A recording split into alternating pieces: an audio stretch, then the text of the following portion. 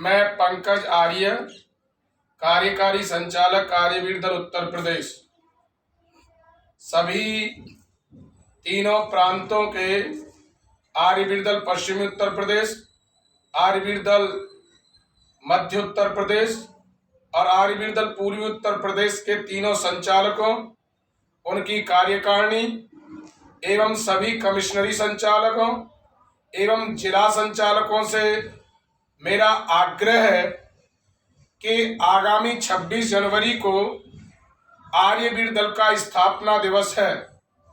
आप किसी गुरुकुल में, अपने कार्यालय पर, अपने आवास पर या किसी अन्य स्थान पर सभा के रूप में अवश्य मनाएं।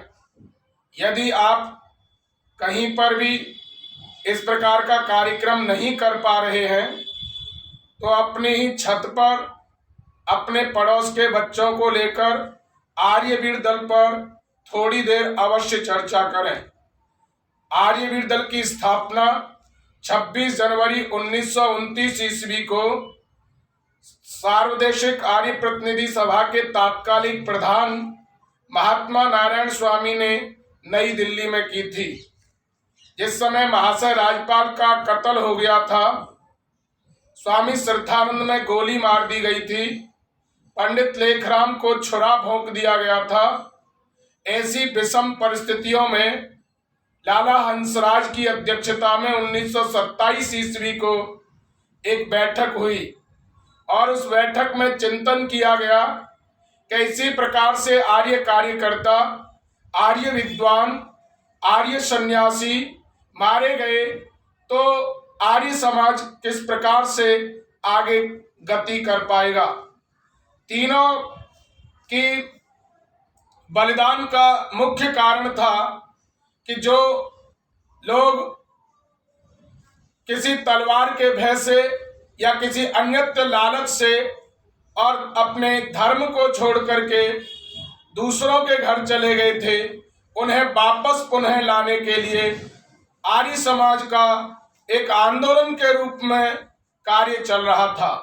कुछ लोग धीरे धीरे घर वापस आते जा रहे थे, अर्थात पुनः आर्य हिंदू बनते जा रहे थे।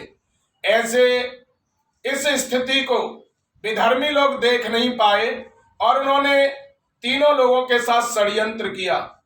यह चिंतन किया गया कि आर्य समाज के विद्वानों के रक्षार्थ और सेवा कार्य करने के लिए महात्मा नारायण स्वामी ने यह संकल्प लिया कि मैं 1 वर्ष के अंदर 10,000 युवा और 50,000 रुपया एकत्रित कर लूंगा। यदि मेरे से यह धनराशि और आर्यवीरों की संख्या पूरी न हुई तो मैं पद से त्याग कर दूंगा। धुन के धनी, इरादे के पक्के महर्षि दयानंद के सत्य सिद्धांतों को अपने आचरण में उतारने वाले महात्मा नारायण स्वामी जी ने यह धनराशि और युवाओं की संख्या 1 वर्ष से पहले ही पूरी कर दी। आगामी 26 जनवरी 1929 के दिन आर्यवीर दल की विधिवत स्थापना हुई। तब से लेकर के आज तक आर्यवीर दल अपने तीनों उद्देश्यों पर कार्य कर रहा है। पहला उद्देश्य संस्कृति की रक्षा करना, दूसरा शक्ति का संचय करना, तीसरा सेवा कार्य करना। तीनों मुख्य उद्देश्यों पर निरंतर 1929 से लेकर के आज तक काम कर रहा है।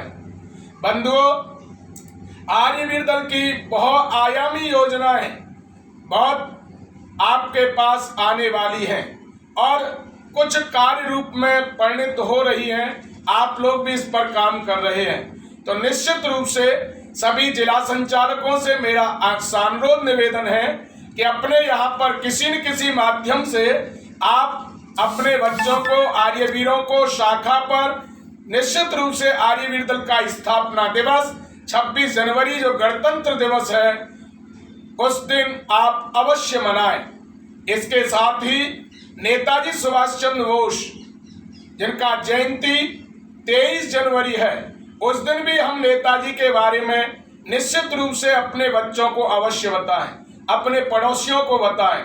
जब तक हम शहीदों के बारे में नहीं बताएंगे तब तक यह बच्चे आजादी की कीमत नहीं माप पाएंगे। आगे आने वाली पीढ़ी आजादी की कीमत कैसे जानेगी? निश्चित रूप से हमें बताना पड़ेगा, निश्चित रूप से बताना पड़ेगा। इसलिए नेताजी सुभाष चंद्र बोस की 23 जनवरी को जयंती है। नेताजी सुभाष चंद्र बोस के बारे में कोई एक अच्छी बात निश्चित रूप से अपने परिवार समाज को एकत्रित करके अपने पड़ोस में, अपने विद्यालय में, अपने गुरुकुल में, अपने कार्यालय में निश्चित रूप से हम आधा घंटा 1 घंटे की ये चर्चा करें।